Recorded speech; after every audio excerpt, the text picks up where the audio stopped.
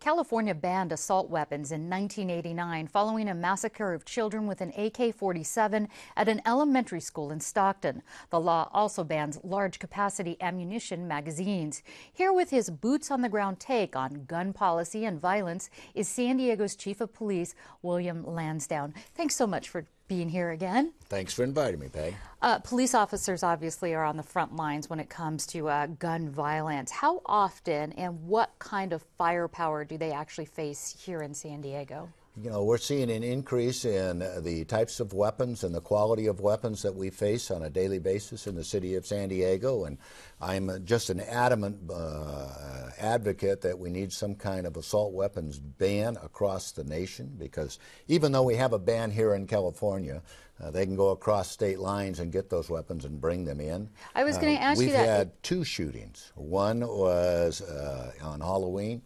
The person was armed with an M14, which is a military-grade weapon, a .308 that punches right through our bulletproof vest. He fired 6 shots that went through the police car.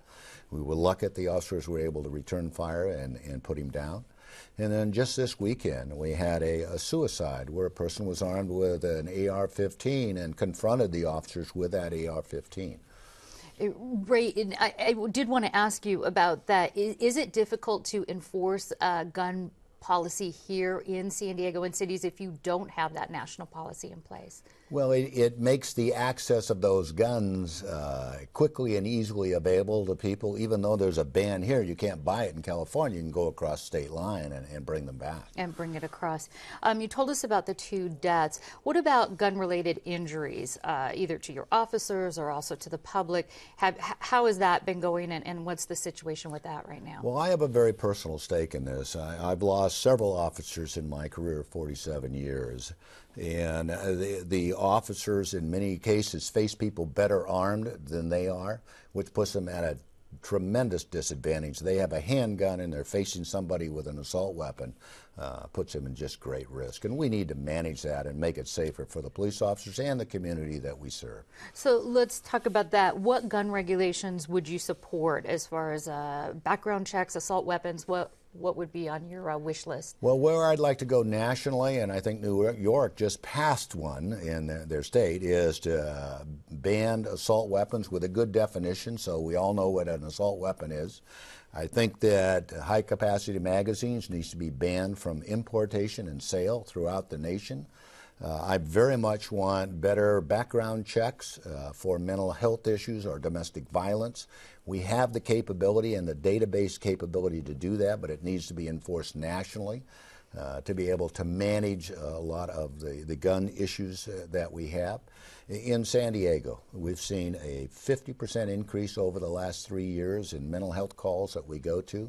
It needs to be addressed quickly, and it needs to be addressed by a very courageous president. I think he's going to do that tomorrow. Already, the National Rifle Association says that arming more citizens, this is their take on it. If everybody had a gun, we'd be safer. But they have also said that strict gun regulations don't cut down on the number of homicides. As a police officer, do you believe that's true? Not at all. I can tell you for every homicide that we have, there are 3 people shot with weapons. The only difference between a homicide and the shootings that are taking place across the country is aim in the process. But when they say that, they don't talk to the mother that has to put their children in a bathtub at night to protect them from stray rounds being shot off in the neighborhoods. There's plenty of information show the fewer guns there are, the less suicides, the less shootings, and the less homicides take place. Alrighty, we are out of time. Police Chief Lansdowne, thanks so much for sharing your insight on this. And I want to let people know that I'll be back in just a minute with another viewpoint about protecting Second Amendment rights when it comes to gun regulation.